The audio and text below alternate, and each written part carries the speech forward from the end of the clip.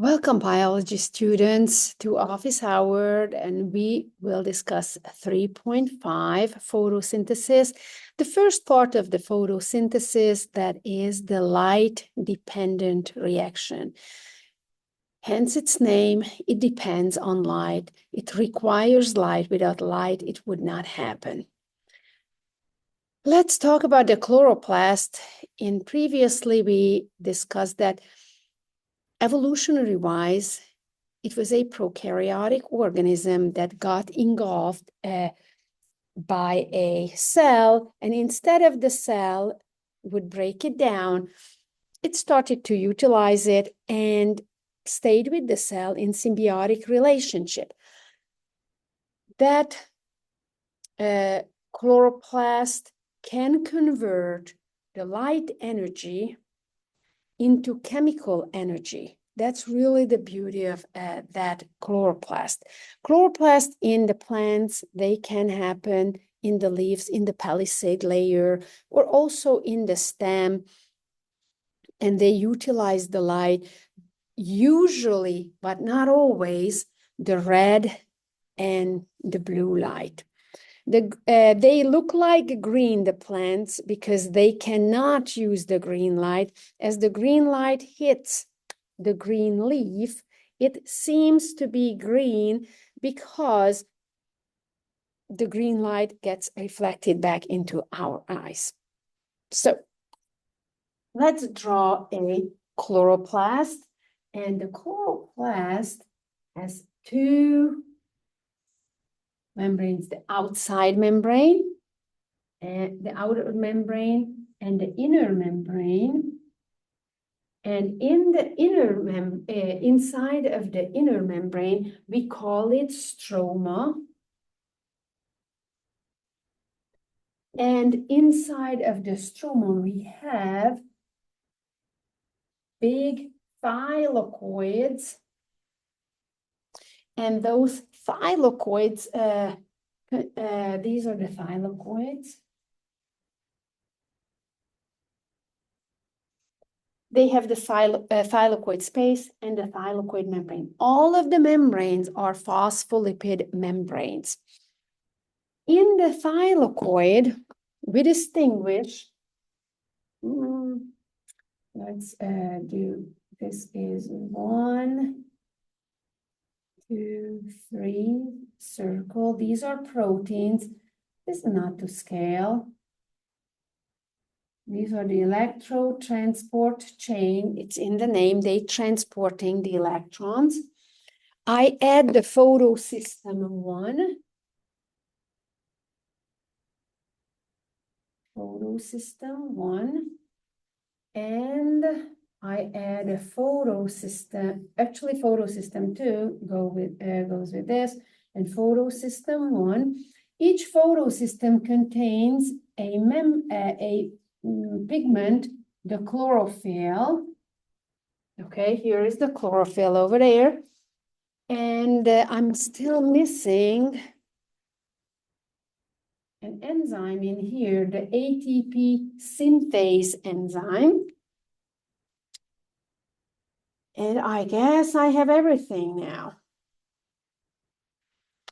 Inside, in the stroma, we have hydrogen ions all around, but inside of the thylakoid membrane, we still have more. Okay, I wanted to accentuate that we have more inside than outside. So the pH inside of the thylakoid is lower compared to the outside. It's more acidic inside. And that is important to be like that. We also have in the stroma a NADP plus molecule. This is a high energy carrier protein. We also have at the door, outside in the stroma, ADP and inorganic phosphate. Okay, standing at the ATP synthase part. So what is happening now? the water comes in through the xylem from the soil. It goes into the root cell because the root cell has lower water potential compared to the soil. That's the healthy way. And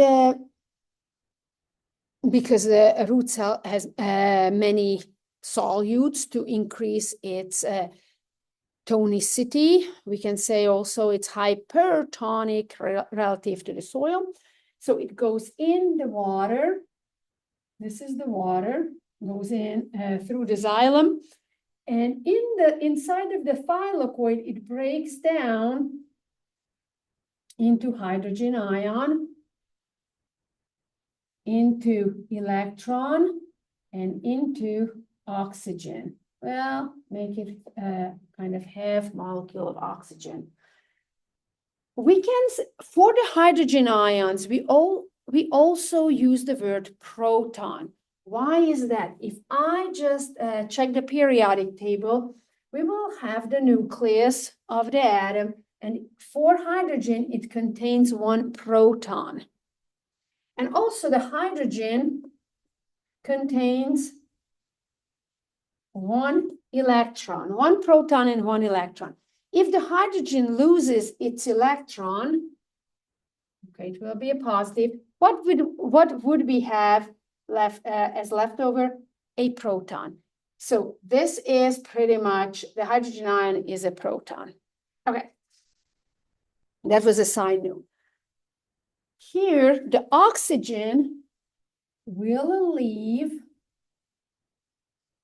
the thylakoid and will leave via the stoma at the bottom of the leaf usually into the atmosphere. Oxygen to atmosphere via stoma. Please pay attention. This is stoma and this is stroma.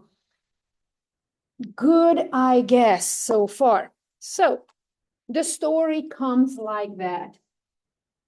There is a red light and there is a blue light.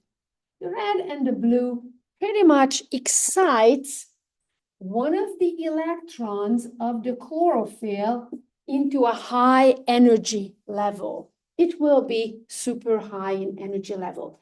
That electron that is high will be caught by the first electron acceptor, one of the electrotransport chain molecules, proteins, and they are going to go through redox reactions. This will get reduced by picking up the electron, and it will pass on that electron to another protein until they use up all of the energy of the electron that gained from the light. Things are happening in here. Chlorophyll lost its electron. The replacement is coming from the water's electron. Okay, so it's going to be replaced, the lost electron for the chlorophyll. This is a low energy electron, but chlorophyll doesn't mind that. As the electrotransport chain proteins are passing down the electrons and they go through redox reactions, while that happens, every time when they pass the electrons on, they push one proton from the stroma into the thylakoid space. So the electrotransport chain's job is to build up the proton gradient along the thylakoid membrane. That's why the inside is going to be even more acidic, even lower in pH compared to the stroma.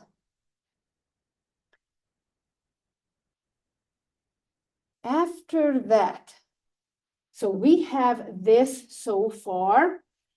Here comes the light again. the blue light hits photosystem 1 and the red one too. So the electron of the chlorophyll in here is going to jump and will have high energy level. And that high energy electron is going to be transported or picked up by a high energy electron transporter, NADP+. So the electron comes here, okay? The low energy electron at the end of the electron transport chain will replace that lost electron from the photosystem 1. What else is happening? We have tons of hydrogens in here. Proton gradient. The hydrogen wanna go down its concentration gradient, wanna go outside where there are less hydrogen ions. So it will go through the ATP synthase. Okay, it will add it into NADP+. So we have the hydrogen also in here. As while the hydrogen go through the ATP synthase, these two will add together the ADP plus the inorganic phosphate to turn into ATP. That is the high energy molecule. So the end product of the light-dependent reaction is the NADP plus, NADPH, and the ATP molecule. These are the two important parts at the end of the light reaction. Important aspect in here. So think about questions like when you are prepping for AP biology test. What if? So what if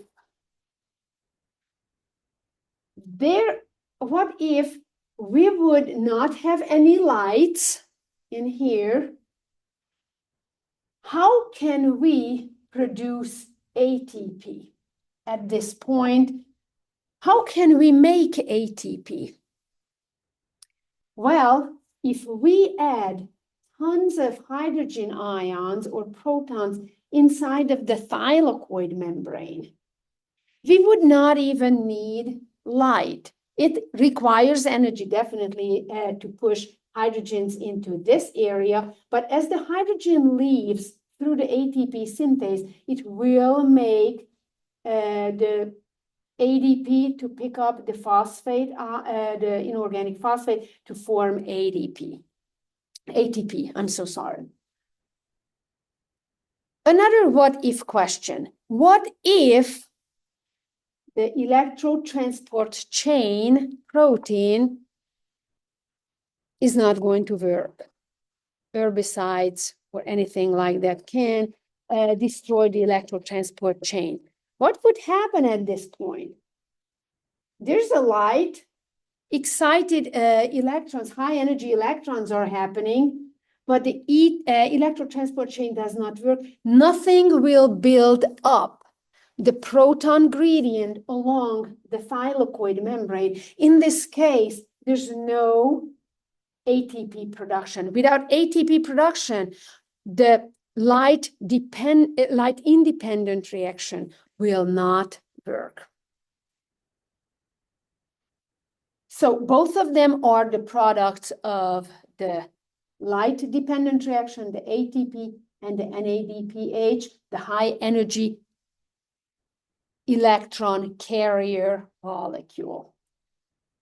We will pick up that from on next week, talking about the light-independent reaction and see how the ATP and NADPH will be used to turn the carbon dioxide into carbohydrate. Thank you for your time, and hopefully it really helped you. Have a good day.